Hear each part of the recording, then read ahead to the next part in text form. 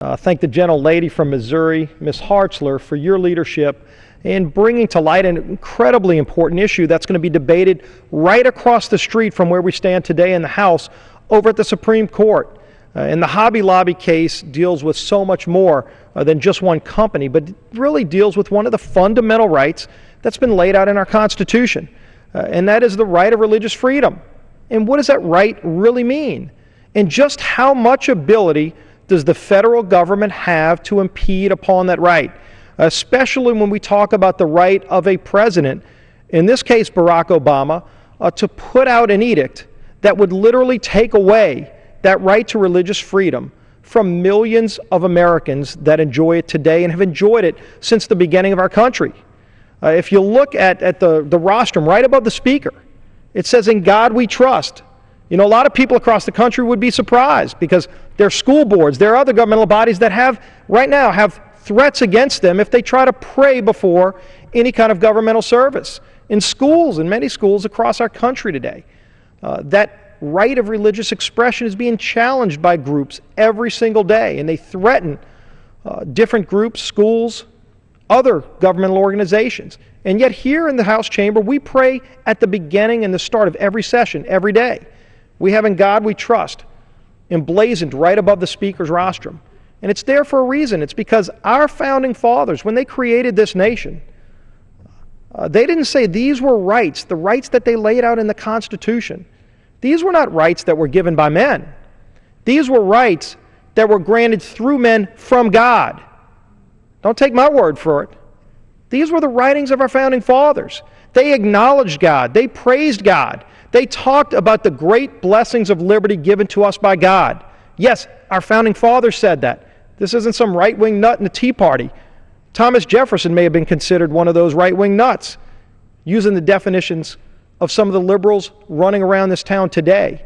But if you look at what this president is doing right now, trying to trample on those religious freedoms, the Hobby Lobby case is the epitome of where those tramplings of those rights converge.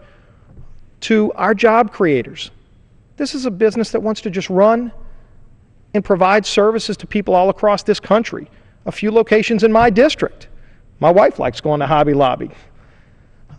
But they shouldn't have to be faced with the dilemma every time they cut their paychecks to their employees of whether or not they're going to violate their own religious freedoms just to continue operating as a business in this country.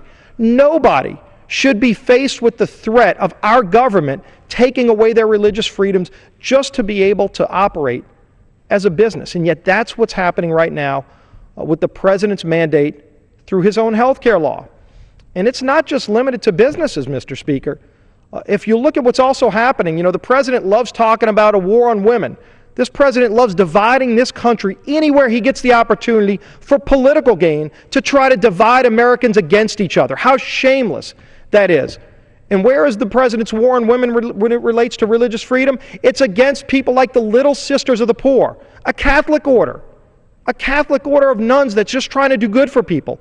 They're forced to sue the federal government because this president, Barack Obama, wants to make Little Sisters of the Poor pay for abortion-inducing drugs as part of their condition of providing health care. Otherwise, they're in violation of the law. What law, Mr. Speaker, would force Catholic nuns to pay for abortion-inducing drugs just to comply with health care laws? That's what's at stake here. That's why it's so important, this debate that's going to happen across the street. That's why it's so important that we all come together to stand up against this kind of oppression of religious freedom. It wasn't the 10th of all 10 amendments in the Bill of Rights. It was the First Amendment that guaranteed religious freedom. That's what we stand here in support of tonight. I sure hope the Supreme Court hears those arguments as well and recognizes not just what we're talking about tonight, but what our founding fathers laid out as one of the basic fundamental tenets of our nation's constitutional guarantee, and that is the right of religious freedom.